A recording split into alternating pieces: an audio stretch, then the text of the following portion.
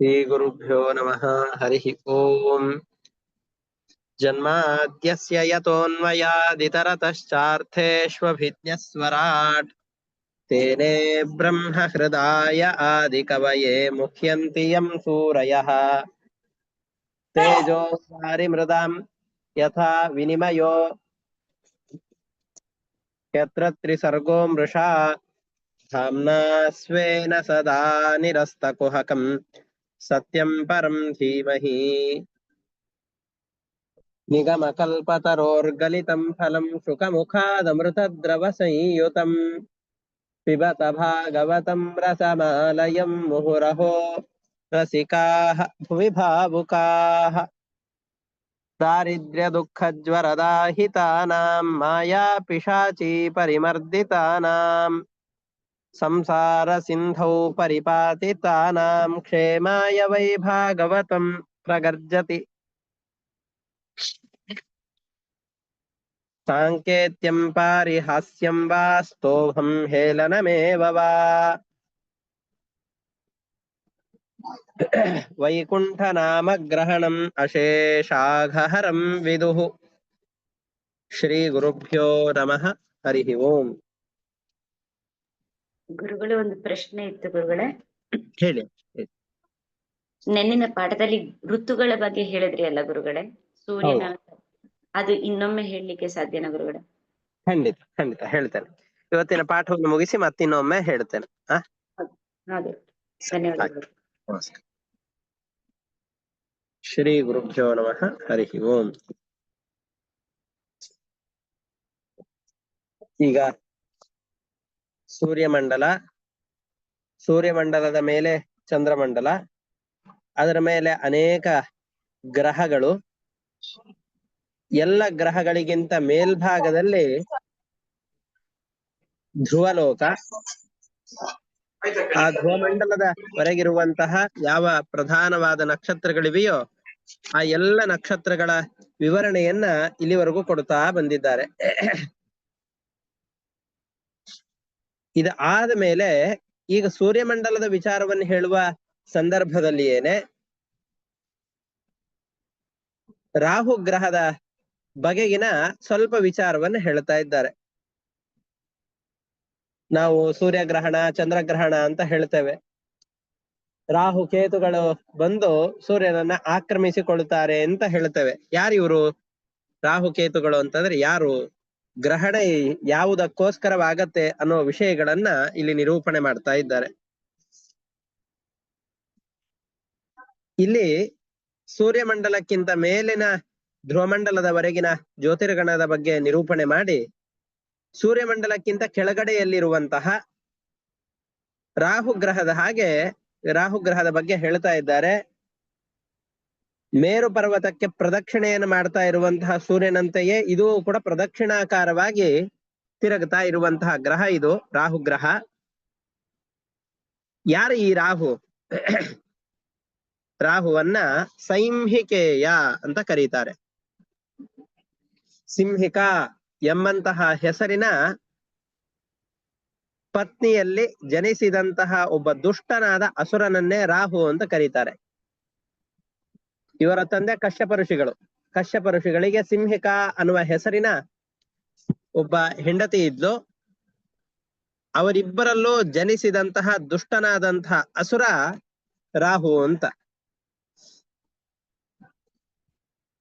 ಈ ಅಸುರ ಆ ದೇವತೆಗಳು ದೈತ್ಯರು ಇಬ್ರು ಕೂಡ ಸೇರ್ಕೊಂಡು ಸಮುದ್ರವನ್ನ ಮಥನ ಮಾಡುವಂತಹ ಸಂದರ್ಭದಲ್ಲಿ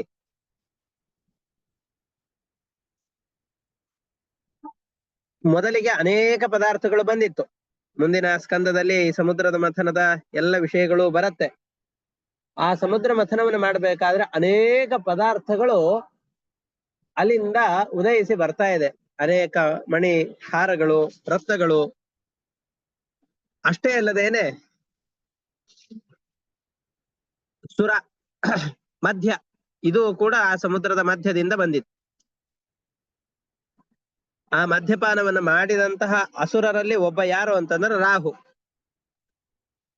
ಅವ್ರಿಗೆ ವಸ್ತುತಸ್ತು ಸಮುದ್ರ ಮಥನ ಮಾಡ್ತಾ ಇರೋದು ಅಮೃತಕ್ಕೋಸ್ಕರ. ಆ ಅಮೃತ ಪಾನವನ್ನು ಮಾಡುವ ಯೋಗ್ಯತೆ ಇವನಿಗಿಲ್ಲ.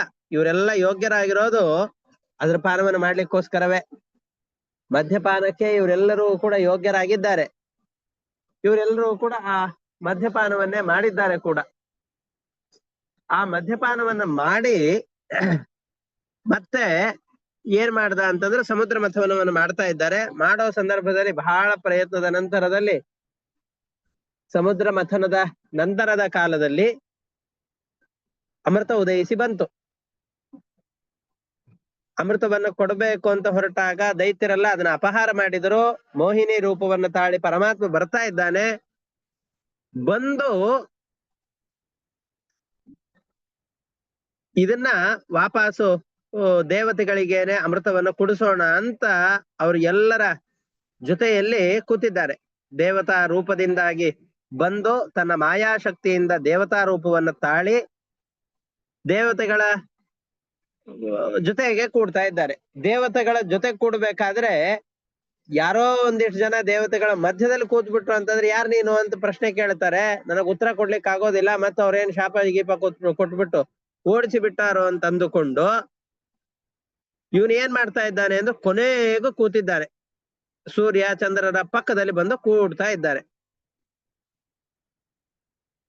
ಎಲ್ಲರಿಗೂ ಕೊಡ್ತಾ ಬಂದು ಮೋಹಿನಿ ರೂಪದಲ್ಲಿದ್ದಂತಹ ಪರಮಾತ್ಮ ಇವು ಅಸುರ ಅಂತ ಗೊತ್ತಿದ್ರು ಕೂಡ ಅವನ ಕಪಟವನ್ನ ಬಯಲು ಮಾಡಬೇಕು ಅಂತ ಸ್ವಲ್ಪ ಅಮೃತವನ್ನ ಹಾಕಿದ್ದಾನೆ.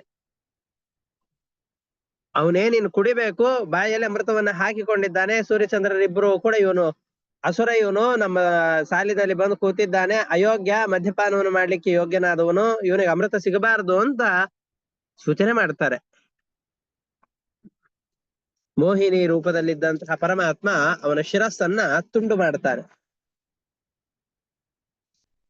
ಅಲ್ಲಿವರೆಗೂ ಅಮೃತ ಕುತ್ತಿಗೆವರೆಗೂ ಮಾತ್ರ ಇಳಿದಿತ್ತು. ಇನ್ನು ಕುತ್ತಿಗೆಯನ್ನು ಬಿಟ್ಟು ಕೆಳಗಡೆ ಇಳಿದೇ ಇಲ್ಲ. ಅದು ಅಲ್ಲಿವರೆಗೂ ಮಾತ್ರ ಇಳಿದಿದೆ. ಪರಮಾತ್ಮನ ಅಸಾಧಾರಣವಾದ ಶಕ್ತಿಯಿಂದ ರುಂಡವನ್ನ ಕತ್ತರಿಸಿದಾಗ ರುಂಡ ಕೆಳಗಡೆ ಬೀಳಿಲ್ಲ. ಮುಂಡ ಅಂತಂದ್ರೆ ತಲೆ, ರುಂಡ ಅಂತಂದ್ರೆ ಕೆಳಗಡೆಯಲ್ಲಿರುವ ಭಾಗ. ನಾವು ರುಂಡ ಅಂತಂದ್ ಹೇಳಿದ್ರೆ ಕೆಳಗಡೆ ಭಾಗ ಅಂತ ಅನ್ಕೊಂಡಿರ್ತೇವೆ. ರುಂಡ ಅಂತಂದ್ರೆ ತಲೆ, ಮುಂಡ ಅಂತಂದ್ ಹೇಳಿದ್ರೆ ಇದು ಕೆಳಗಡೆ ಭಾಗ ಅಂತ. ಹಾಗಲ್ಲ, ಮುಂಡಾಸು ಅಂತ ಕರಿತೇವೆ. ಮುಂಡಾಸು ಕಟ್ಟಿಕೊಂಡು ಬಂದರು. ಮುಂಡಾಸು ಎಲ್ಲಿ ಕಟ್ಟಿಕೊಳ್ಳೋದು? ತಲೆಗೆ. ಅದರಿಂದ ಮುಂಡ ಅಂತಂದ್ರೆ ತಲೆ.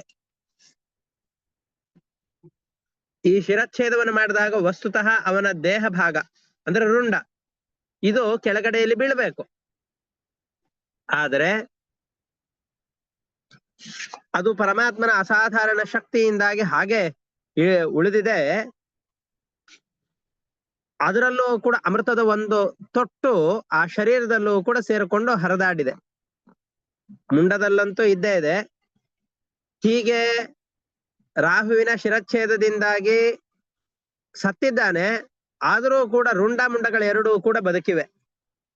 ಇವು ಎರಡರಿಂದ ಕೂಡಿಕೊಂಡಂತಹ ಆ ರಾಹು ಸತ್ತಿದ್ದಾನೆ, ಆದ್ರೆ ರುಂಡವೂ ಬದುಕಿದೆ, ಮುಂಡವೂ ಬದುಕಿದೆ. ಅದರಲ್ಲಿ ರುಂಡ ಮುಂಡ ಇವು ಎರಡೂ ಕೂಡ ಗ್ರಹವಾಯಿತು.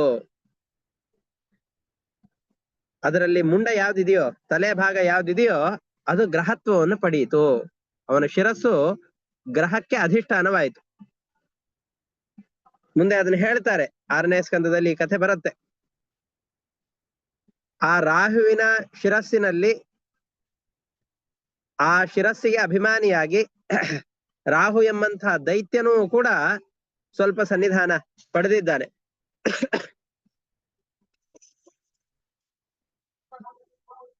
ಪರಮಾತ್ಮ ಅವನ ಸನ್ನಿಧಾನ ಅದರಲ್ಲಿ ಇರುವ ಹಾಗೆ ಸ್ವಲ್ಪ ಅವಕಾಶ ಕೊಟ್ಟಿದ್ದಾನೆ. ಅವನ ಮೇಲೆ ಕರುಣೆ ಇದೆ ಅಂತಂತಲ್ಲ. ಅವನು ಏನ್ ಮಾಡ್ತಾನೆ ಅಂತಂದ್ರೆ, ಪರ್ವ ಕಾಲಗಳಲ್ಲಿ ಪೌರ್ಣಮಿ ಮತ್ತು ಅಮಾವಾಸ್ಯೆಯ ದಿವಸಗಳಲ್ಲಿ ಸೂರ್ಯ ಮತ್ತು ಚಂದ್ರರಿಬ್ಬರನ್ನೂ ಕೂಡ ಗ್ರಹಣ ಮಾಡಿ ದ್ವೇಷ ಸಾಧನೆಯನ್ನು ಮಾಡ್ಲಿ ಅಂತ ಅವರು ಪರಮಾತ್ಮ ಇವನ ದ್ವೇಷ ಸಾಧನೆ ಚೆನ್ನಾಗ್ ಆಗ್ಬೇಕು ಅನ್ನೋದಕ್ಕೋಸ್ಕರವಾಗಿ ಅವ್ರ ಮೇಲೆ ಹೋಗ್ಲಿ ಬಿಡು, ಇಲ್ಲಿ ಬದುಕೊಂಡಿರ್ಲಿ, ಪಾಪ ಮಾಡ್ಕೊಳ್ಳಿ ಅಂತ ಹಾಗೆ ಬಿಟ್ಟಿದ್ದಾರೆ. ನಾವು ಶಿಶುಪಾಲನ ಕಥೆಯನ್ನು ಕೇಳ್ತೇವಲ್ಲ, ಪರಮಾತ್ಮ ಒಂದೇ ಒಂದು ಶಾಪವನ್ನು ಕೊಟ್ಟಾಗ್ಲೂ ಕೂಡ, ಒಂದೇ ಒಂದು ಸಾರಥಿ ಬೈದಾಗ್ಲೂ ಕೂಡ ಅವನನ್ನ ಸಂಹಾರ ಮಾಡಬಹುದಿತ್ತು. ಆದ್ರೆ 100 ಬಾರಿ ಬೈಯೋವರೆಗೂ ಕಾಯ್ದ ಅವನು. ಯಾಕೆ ಅಂತಂದ್ರೆ ಅವನ ದ್ವೇಷ ಸಾಧನೆ ಪೂರ್ತಿ ಆಗ್ಲಿ ಅಂತ. ಅದೇ ರೀತಿಯಾಗಿ ರಾಹುವಿನದ್ದು ಕೂಡ ದ್ವೇಷ ಸಾಧನೆ ಬಹಳಷ್ಟು ಆಗ್ಲಿ ಅನ್ನುವ ಕಾರಣದಿಂದಾಗಿ ಅವನು ಕಾಯ್ತಾ ಇದ್ದಾರೆ. ಅವನ ದ್ವೇಷ ಸಾಧನೆ ಪೂರ್ತಿ ಆದ ನಂತರದಲ್ಲಿ ಅವನನ್ನ ಸಂಹಾರ ಮಾಡಿದರಾಯ್ತು ಅಂತಂದುಕೊಂಡು ಅಲ್ಲೇ ಇದ್ದುಕೊಂಡು ದ್ವೇಷ ಸಾಧನೆ ಮಾಡ್ಲಿಕ್ಕೆ ಅಂತ ಅವಕಾಶ ಕೊಟ್ಟಿದ್ದಾನೆ. ಅಲ್ಲ, ನಾವೆಲ್ಲ ನವಗ್ರಹ ಹೋಮ, ರಾಹು ಜಪವನ್ನು ಮಾಡಿಸ್ತೇವೆ, ಶುಕ್ರಾದಿತ್ಯ ಸಂಧಿ ಶಾಂತಿ, ಅದೇ ರೀತಿಯಾಗಿ ರಾಹು ಗ್ರಹ ಸಂಧಿ ಶಾಂತಿ ಇವೆಲ್ಲವನ್ನು ಮಾಡಿಸ್ತಾ ಇರ್ತೇವೆ. ಅಲ್ಲಿ ರಾಹವೇ ನಮಃ ಅಂತ ರಾಹುವಿನ ಮಂತ್ರಗಳನ್ನ ಹೇಳಿಕೊಂಡು ಯಾವ ಆಹುತಿಗಳನ್ನು ಕೊಡ್ತೇವೋ ಹಾಗಾದ್ರೆ ರಾಕ್ಷಸರಿಗೆ ಹೋಗತ್ತಾ ಅದು ಅಂತ ನಮ್ಮ ಪ್ರಶ್ನೆಗೆ ಅದಕ್ಕೆ ಹೇಳ್ತಾ ಇದ್ದಾರೆ, ಇಲ್ಲ. ನಾವೆಲ್ಲ ಭಗವದ್ಗೀತೆಯಲ್ಲಿ ಓದಿದ್ದೇವೆ, ಯಾವ ಹೆಸರಿನಿಂದ ದೇವತೆಗಳಿರ್ತಾರೋ ಅದೇ ಹೆಸರಿನಿಂದ ದೇವತೆಗಳೂ ಇರ್ತಾರೆ, ರಾಕ್ಷಸರೂ ಇರ್ತಾರೆ, ಯಕ್ಷರೂ ಇರ್ತಾರೆ. ಒಂದೇ ಹೆಸರಿನ ಅನೇಕ ತರದ ಜನರು ಇರ್ತಾರೆ. ನಾರಾಯಣ ಅನ್ನುವ ಹೆಸರಿನ ಪರಮಾತ್ಮನೇ ಇದ್ದಾನೆ, ಮನುಷ್ಯರು ನಾರಾಯಣ ಅಂತ ಹೆಸರಿಟ್ಕೊಂಡಿದ್ದವರಿದ್ದಾರೆ. ಮಹಾಭಗವದ್ ದ್ವೇಷಿಗೂ ಕೂಡ ಅವ್ರ ಅಪ್ಪ ಅಮ್ಮ ನಾರಾಯಣ ಅಂತ ಹೆಸರಿಟ್ಟಿರ್ತಾರೆ. ಹಾಗೆಯೇ ಇಲ್ಲಿ ರಾಹು ಎಂಬ ಹೆಸರಿನಿಂದಾಗಿ ಅನೇಕ ಜನ ದೇವತೆಗಳಿದ್ದಾರೆ. ಭಗವದ್ ಅರ್ಪಣ ಬುದ್ಧಿಯಿಂದ ಮಾಡಿದಂತಹ ಯಜ್ಞ ಯಾಗಾದಿಗಳಲ್ಲಿ ನಾವು ಕೊಟ್ಟಂತಹ ಹವಿಸ್ಸುಗಳನ್ನ ಆ ಹೆಸರಿನ ದೇವತೆಗಳು ಯಾರಿದ್ದಾರೋ ಅವರು ಸ್ವೀಕಾರ ಮಾಡ್ತಾರೆ. ಭಗವಂತನಲ್ಲಿ ಭಕ್ತಿ ಇಲ್ಲದೇನೆ ರಾಹವೇ ನಮಃ ಅಂತ ಹಾಗೆ ಆಹುತಿಗಳನ್ನು ಕೊಟ್ವೆ ಅಂತಂದ್ರೆ ಅದು ಆಸುರಿ ಆಹುತಿಗಳು ಅಂತ ಕರೆಸಿಕೊಳ್ಳುತ್ತವೆ.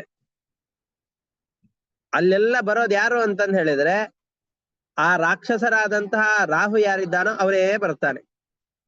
ಅವನ ಜೀವನ ಎಲ್ಲ ನಡೆಯೋದು ಯಾರಿಂದ ಅಂತಂದ್ ಹೇಳಿದ್ರೆ ಇವರು ಕೊಟ್ಟಂತಹ ಆಹುತಿಗಳಿಂದಲೇ. ಉದಾಹರಣೆಗೆ ನಾವೆಲ್ಲ ದೇವಸ್ಥಾನಗಳಲ್ಲಿ ಅಲ್ಲಿ ಇಲ್ಲಿ ಕೊಟ್ಟಂತಹ ದೇಣಿಗೆಗಳು ಅದು ಇದು, ಇದರಿಂದ ಯಾರ ಜೀವನ ನಡೆಯುತ್ತೆ?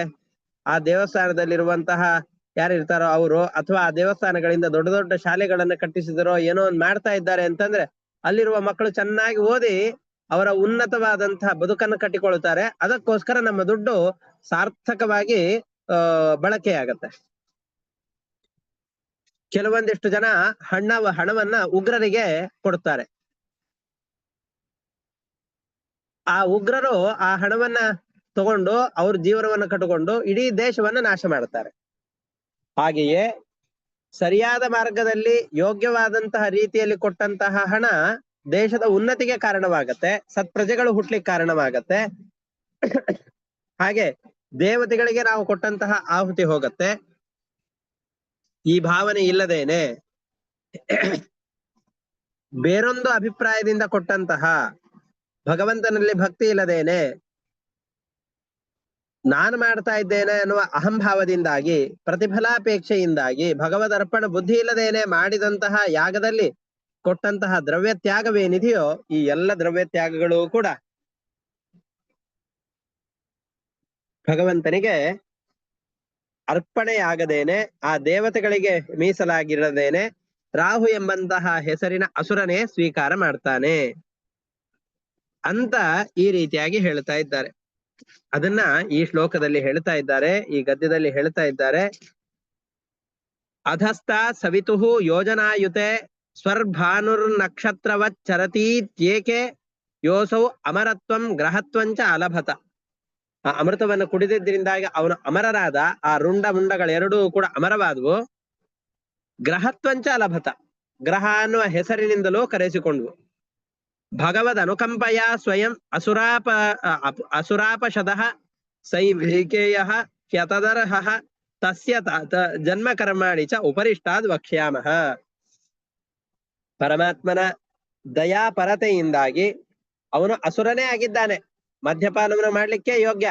ಆದರೂ ಆ ಮುಂಡದಲ್ಲಿ ನಿಂತುಕೊಂಡು ಅಯೋಗ್ಯರಾದಂತಹ ಜನರು ಕೊಡುವ ಆಹುತಿಗಳಿಂದ ಶಕ್ತಿಯನ್ನು ಪಡೆದು, ಸೂರ್ಯ ಚಂದ್ರರನ್ನ ಗ್ರಹಣ ಮಾಡ್ಲಿಕ್ಕೆ ಬೇಕಾದ ಶಕ್ತಿಯನ್ನು ಪಡೆದು, ಆ ಗ್ರಹಣವನ್ನ ಮಾಡಿರುವ ಪ್ರಯುಕ್ತವಾಗಿ ಬಹಳಷ್ಟು ಪಾಪಗಳೇನು ಬರುತ್ತೋ ಆ ಪಾಪಗಳಿಗೆ ಪಾತ್ರನಾಗಿ ತನ್ನ ಅಯೋಗ್ಯ ಸಾಧನೆಯನ್ನ ಪೂರ್ತಿಯಾಗಿ ಮಾಡ್ಕೊಂಡು ನರಕಕ್ಕೆ ಹೋಗ್ಲಿಕ್ಕೆ ಅನುಕೂಲವಾಗತ್ತೆ ಅವನಿಗೆ. ನರಕಾದಿ ಅನರ್ಥವನ್ನು ಪಡಿಲಿಕ್ಕೆ ಇವನು ಸಾಧನೆ ಮಾಡ್ಕೊಳ್ಳಿ ಅಂತ ಪರಮಾತ್ಮ ಅಲ್ಲಿಯೇ ಬಿಟ್ಟಿದ್ದಾರೆ. ಅವನ ಜನ್ಮಗಳೇನು, ಅವನು ಮಾಡುವ ಕೆಲಸಗಳೇನು, ಈ ಎಲ್ಲ ವಿಷಯಗಳನ್ನ ಅಷ್ಟಮ ಸ್ಕಂದದಲ್ಲಿ ಹೇಳ್ತೇವೆ ಅಂತ ಹೇಳ್ತಾ ಇದ್ದಾರೆ. ಇದು ಆದ್ಮೇಲೆ ಯಾವ್ಯಾವ ಮಂಡಲ ಎಷ್ಟೆಷ್ಟು ವಿಸ್ತಾರವಾಗಿದೆ ಅಂತ ಹೇಳ್ತಾ ಇದ್ದಾರೆ. ಇಲ್ಲಿ ಸೂರ್ಯ ಚಂದ್ರರ ವಿಸ್ತಾರವನ್ನು ಹೇಳ್ತಾ ಇರೋದಲ್ಲ, ಆ ಮಂಡಲಗಳ ವಿಸ್ತಾರವನ್ನು ಹೇಳ್ತಾ ಇರೋದು. ಇವುಗಳಿಗೆ ಬೇರೆ ಅರ್ಥ ಇದೆ. ಮಂಡಲಗಳು ಅಂತಂದ್ರೆ ಏನು, ಅದು ಎಲ್ಲದರ ವಿವರಣೆಯನ್ನು ಮತ್ತೊಂದು ಪಾಠದಲ್ಲಿ ಹೇಳ್ತಾರೆ. ಸೂರ್ಯಮಂಡಲ 10,000 ಯೋಜನದಷ್ಟು ವಿಸ್ತಾರವಾದಂತಹದ್ದು, ಚಂದ್ರಮಂಡಲ ಅದಕ್ಕಿಂತ 2 ಪಟ್ಟು, ರಾಹುಮಂಡಲ 40,000 ಯೋಜನದಷ್ಟು ವಿಸ್ತಾರವಾಗಿದೆ. ಈ ರಾಹು ಸೂರ್ಯಚಂದ್ರರ ಮಧ್ಯದಲ್ಲಿ ಅಮೃತವನ್ನು ಕುಡಿಯುವ ಸಂದರ್ಭದಲ್ಲಿ ಕೂತಿದ್ದಾನೆ. ಸೂರ್ಯಚಂದ್ರರು ಬಂದು ಸೂಚನೆ ಕೊಟ್ಟರು, ನೋಡಿ ಇಲ್ಲಿ ಅಸುರ ಇಲ್ಲಿ ಬಂದು ಅಮೃತವನ್ನು ಕುಡಿತಾ ಇದ್ದಾನೆ ಅಂತ. ಅವರ ಸೂಚನೆಯಂತೆ ರಾಹುವಿನ ಶಿರಚ್ಛೇದ ಆಯಿತು. ಅದರಿಂದಾಗಿ ಸೂರ್ಯಚಂದ್ರರ ಮೇಲೆ ರಾಹುವಿಗೆ ವೈರ ಇದೆ.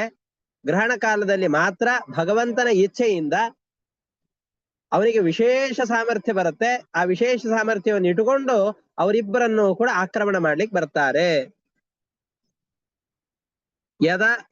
ಯದದಹ ತರಣೇಃ ಮಂಡಲಂ ತದ್ ವಿಸ್ತರತೋ ಯೋಜನಾಯುತಂ ಆಚಕ್ಷತೆ 12,000 ಸೋಮಸ್ಯ 13,000 ರಾಹೋಃ ಯಃ ಪರ್ವಣಿ ಪರ್ವಣಿ ತದ್ವ್ಯವಧಾನ ಕೃತ ವೈರಾನುಬಂಧಾತ್ ಸೂರ್ಯಚಂದ್ರಮಸೋ ಅಭಿಧಾವತಿ. ಸೂರ್ಯಚಂದ್ರರಿಬ್ಬರನ್ನು ಕೂಡ ಆಕ್ರಮಣ ಮಾಡ್ಲಿಕ್ಕೆ ಅಂತ ಮೇಲೆ ಏರಿ ಬರ್ತಾನೆ. ಅವಾಗ ಅವರಿಬ್ರು ಏನ್ ಮಾಡ್ತಾರೆ ಅಂತಂದ್ರೆ, ಪರಮಾತ್ಮ ನಮ್ಮನ್ನ ರಕ್ಷಣೆ ಮಾಡು, ಅವನ ಅಪರಾಧ ಮಾಡ್ತಾ ಇದ್ದ, ಅವನ ಅಪರಾಧವನ್ನು ತೋರಿಸಿ ನಿನಗೆ ಕೊಟ್ಟಿದ್ದಕ್ಕೋಸ್ಕರ ನಮ್ಮ ಮೇಲೆ ಆಕ್ರಮಣ ಮಾಡ್ತಾ ಇದ್ದಾನೆ, ನೀನು ನಮಗೆ ರಕ್ಷಕನಾಗಿರೋ ಅಂತ ಪರಮಾತ್ಮನನ್ನ ಪ್ರಾರ್ಥನೆ ಮಾಡಿದಾಗ ಪರಮಾತ್ಮ ಸುದರ್ಶನ ಚಕ್ರವನ್ನು ಕಳಿಸ್ತಾನೆ. ಆ ಸುದರ್ಶನ ಚಕ್ರದ ಎದುರುಗಡೆಯಲ್ಲಿ ಬಂದು ರಾಹು ನಿಲ್ತಾನೆ. ಅಂತಂದ್ರೆ ಸೂರ್ಯಚಂದ್ರರ ಮಧ್ಯದಲ್ಲಿ ರಾಹು ಬರಬೇಕು ಅಂತ ಅಂದುಕೊಂಡಾಗ ಆ ರಾಹುವಿಗೆ ತಡೆಯಾಗಿ ಈ ಸುದರ್ಶನ ಚಕ್ರ ಬಂದು ನಿಲ್ಲತ್ತೆ. ಆ ಚಕ್ರಕ್ಕೆ ಎದುರಾಗಿ ಯಾವ ಪ್ರಯತ್ನವನ್ನು ಅವನಿಗೆ ಮಾಡ್ಲಿಕ್ಕೆ ಆಗೋದಿಲ್ಲ, ವಾಪಸ್ಸು ಹೋಗಿ ಬಿಡ್ತಾನೆ. ಹೀಗೆ ರಾಹು ಮಧ್ಯದಲ್ಲಿ ನಿಲ್ಲುವ ಪ್ರಯುಕ್ತವಾಗಿ ಲೋಕಕ್ಕೆ ಸೂರ್ಯ ಚಂದ್ರರೇ ಕಾಣದೇ ಇರುವ ಹಾಗೆ ಮಾಡ್ತಾರೆ. ಸೂರ್ಯಚಂದ್ರ ಲೋಕದ ಜನರಿಗೆ ಕಾಣದೇ ಇರುವಂತೆ ಮಾಡ್ತಾನೆ. ಇದು ದೊಡ್ಡ ಅನಿಷ್ಟ. ಇದು ಅಂತಹ ಅನಿಷ್ಟವನ್ನ ಮಾಡುವ ಕೆಲಸದಿಂದ ಬಹಳ ಪಾಪ ಸಾಧನೆಯನ್ನು ಮಾಡ್ಕೊಳ್ತಾನೆ. ಇದನ್ನ ಗ್ರಹಣ ಕಾಲ ಅಂತ ಕರೀತಾರೆ. ಈ ಕಾಲದಲ್ಲಿ ಮಾಡಿದಂತಹ ಒಂದೊಂದು ಜಪಕ್ಕೂ ಕೂಡ ಅಮೋಘವಾದಂತಹ ಪುಣ್ಯ ಇದೆ. ನಾವು ಈ ಸಂದರ್ಭದಲ್ಲಿ ಮಾಡಿದ ಒಂದು ಜಪಕ್ಕೆ ಒಂದು ಜಪದ ಫಲ ಇದ್ರೆ, ಆ ಕಾಲದಲ್ಲಿ ಮಾಡಿದ ಒಂದು ಜಪಕ್ಕೆ ಒಂದು ಬಾರಿ ಶ್ರೀಶ ಗುಣದರ್ಪಣವನ್ನು ಹೇಳಿದರೆ 1000 ಬಾರಿ ಹೇಳಿದರೆ ಏನು ಫಲ ಸಿಗತ್ತೋ ಆ ತರದ ಫಲ ಸಿಗತ್ತೆ. ಅದಕ್ಕೆ ಸಿದ್ಧರು, ಚಾರಣರು ಇವರೆಲ್ಲರೂ ಕೂಡ ಕಾಶ್ಮೀರ, ಯಾವುದು ಬದರಿ ಕ್ಷೇತ್ರದಲ್ಲಿ ವಾಸ ಮಾಡುವವರು ಕನ್ಯಾಕುಮಾರಿಯಲ್ಲಿ ಏನಾದ್ರೂ ಒಂದು 5 ನಿಮಿಷಗಳ ಕಾಲ ಗ್ರಹಣ ಇದೆ ಅಂತಾದ್ರೆ 2-3 ತಿಂಗಳುಗಳ ಕಾಲ ನಡೆದುಕೊಂಡಾದ್ರೂ ಬಂದ ಆ 5 ನಿಮಿಷದ ಗ್ರಹಣ ಕಾಲದಲ್ಲಿ ಸಾಧನೆಯನ್ನು ಮಾಡ್ಕೊಂಡು ಹೋಗ್ತಾರೆ. ಅಘೋರಿಗಳು, ತಾಮಸವಾದಂತಹ ಆರಾಧನೆಯನ್ನು ಮಾಡೋರು, ಇವ್ರು ಎಲ್ಲರಿಗೂ ಕೂಡ ತಮ್ಮ ತಮ್ಮ ಸಾಧನೆಯನ್ನು ಮಾಡಿಕೊಳ್ಳಿಕ್ಕೆ, ಅದು ಉತ್ತಮವಾದ ಸಾಧನೆಯೇ ಆಗಿರಬಹುದು, ದುಷ್ಟವಾದ ಸಾಧನೆಯೇ ಆಗಿರಬಹುದು, ಆ ಸಾಧನೆಗಳಿಂದಾಗಿ ತಮ್ಮ ಸಾಮರ್ಥ್ಯವನ್ನು ಅಭಿವೃದ್ಧಿ ಮಾಡ್ಕೊಳ್ಳಿಕ್ಕೆ ದೈವಿ ಶಕ್ತಿ, ಆಸುರಿ ಶಕ್ತಿ ಇವುಗಳ ಅಭಿವೃದ್ಧಿಯನ್ನು ಮಾಡ್ಲಿಕ್ಕೋಸ್ಕರವಾಗಿ ಇರುವಂತಹ ಅಮೂಲ್ಯವಾದಂತಹ ಅಮೋಘವಾದಂತಹ ಕಾಲವನ್ನ ಗ್ರಹಣ ಕಾಲ ಅಂತ ಕರೀತಾರೆ. ಈ ರಾಹು ಮಂಡಲದಕ್ಕಿಂತ ಕೆಳಗಡೆಯಲ್ಲಿ 10,000 ಯೋಜನದ ದೂರದಲ್ಲಿ ಸಿದ್ಧರು, ಚಾರಣರು, ವಿದ್ಯಾಧರರು ಅಂತ ಗಂಧರ್ವರು, ಕುಬೇರನ ಜೊತೆಯಲ್ಲಿ ತಿರುಗಾಡುವಂತಹ ಜನರು, ಅವರ ಲೋಕಗಳೆಲ್ಲವೂ ಕೂಡ ಇದೆ. ಅದರ ಕೆಳಗಡೆಯಲ್ಲಿ ಯಕ್ಷರು, ರಾಕ್ಷಸರು, ಪಿಶಾಚರು, ಭೂತ ಪ್ರೇತ ಪಿಶಾಚಾದಿಗಳೆಲ್ಲರೂ ಕೂಡ ವಿಹಾರ ಮಾಡುವಂತಹ ಅಂತರಿಕ್ಷ ಪ್ರದೇಶ ಇದೆ. ಈ ಅಂತರಿಕ್ಷ ಪ್ರದೇಶ ಎಲ್ಲಿವರೆಗೂ ಇದೆನೋ ಅಲ್ಲಿವರೆಗೂ ಮಾತ್ರ ಗಾಳಿಯ ಸಂಚಾರ, ಅದರ ಮೇಲ್ಗಡೆಯಲ್ಲಿ ಗಾಳಿಯ ಸಂಚಾರ ಇಲ್ಲ. ಇದು ಆದ ಮೇಲೆ ಅದಕ್ಕಿಂತ ಕೆಳಗಡೆಯಲ್ಲಿ ಯಾವ್ಯಾವ್ದು 100 ಯೋಜನದಷ್ಟು ಭೂಲೋಕ ಅಂತ ಯಾವ್ದನ್ನ ಕರೀತಾರೆ ಅಂತಂದ್ರೆ, ಹಂಸ ಪಕ್ಷಿಗಳು, ಗರುಡ ಪಕ್ಷಿ ಇವೆಲ್ಲವೂ ಕೂಡ ಹಾರಾಡುವಂತಹ ಪ್ರದೇಶ ಏನಿದೆಯೋ ಇದನ್ನ ಭೂಪ್ರದೇಶ ಅಂತಾನೆ ಕರೀತಾರೆ.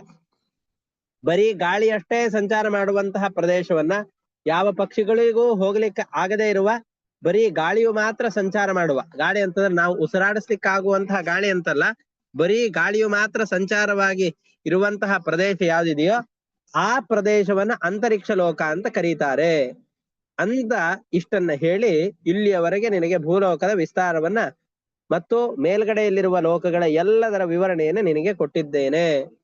ತಥೋ ಅಧಸ್ತಾತ್ ಸಿದ್ಧ ಚಾರಣ ವಿದ್ಯಾಧರಾಣಾಂ ಸದನಾನಿ ತಾವನ್ಮಾತ್ರ ಏವ. ತಥೋ ಅಧಸ್ತಾತ್ ಯಕ್ಷ ಪಿಶಾಚ ಭೂತ ಪ್ರೇತ ಗಣಾನಾಂ ವಿಹಾರಾಜಿರಂ ಅಂತರಿಕ್ಷಂ ಯಾವದ್ವಾಯುರ್ವಾತಿ ಯಾವನ್ಮೇಘಾಃ ಉಪಲಭ್ಯಂತೆ. ತಥೋ ಅಧಸ್ತಾತ್ ಶತಯೋಜನಾಂತರೇ ಚ ಇಯಂ ಪೃಥಿವಿ ಯಾವದ್ಹಂಸ ಹಂಸ ಭಾಸ ಶೇನ ಸುಪರ್ಣಾದಯಃ ಪತತ್ರಿ ಪ್ರವರಾಹ ಉತ್ಪತಂತಿ ಇತ್ಯುಪವರ್ಣಿತಂ ಭೂಮೇಃ ಯಥಾ ಸನ್ನಿವೇಶಂ ಅವಸ್ಥಾನಂ. ಭೂಮಿಯ ವಿಸ್ತಾರದ ಬಗ್ಗೆ ಇರುವಂತಹ ನಮಗೆ ಗೊತ್ತಿರುವಂತಹ ವಿಷಯಗಳೆಲ್ಲವನ್ನು ಕೂಡ ನಿಮಗೆ ವಿಶದವಾಗಿ ವಿವರಣೆ ಕೊಟ್ಟಿದ್ದೇವೆ ಅಂತ ಹೇಳ್ತಾ ಇದ್ದಾರೆ. ಇದು ಆದ್ಮೇಲೆ ಭೂಮಿಯ ಕೆಳಗಡೆಯಲ್ಲಿರುವಂತಹ ಲೋಕಗಳನ್ನ ವಿವರಣೆ ಮಾಡಿ ಇಡೀ ಭೂಲೋಕದ ವಿವರಣೆಯನ್ನ ಇದಕ್ಕೆ ಮುಗಿಸ್ತಾರೆ. ಮುಗಿಸಿ ಆದ್ಮೇಲೆ ನಾವು ಮಾಡುವ ಪಾಪಗಳಿಗೆಲ್ಲದಕ್ಕೂ ಕೂಡ ಇರುವಂತಹ ಫಲವನ್ನ ಅನುಭವಿಸುವ ಲೋಕಗಳ ಬಗ್ಗೆ ವಿವರಣೆಯನ್ನು ಕೊಡಿ ಅಂತ ಕೇಳಿದಾಗ ಆ ನರಕಗಳ ವಿವರಣೆಯನ್ನು ಕೊಡ್ತಾರೆ. ಅದರಲ್ಲಿ ಮೊದಲಿಗೆ ಸಪ್ತ ಪಾತಾಳ ಲೋಕಗಳ ಬಗ್ಗೆ ಹೇಳ್ತಾ ಇದ್ದಾರೆ. ಭೂಮಿಯ ಕೆಳಗಡೆಯಲ್ಲಿ ಬಿಲದ ಹಾಗೆ 7 ಲೋಕಗಳಿವೆ. ಈ ಇನ್ನೂ ಒಂದು ಇದನ್ನ ಹೇಳ್ತಾ ಇದ್ದಾರೆ.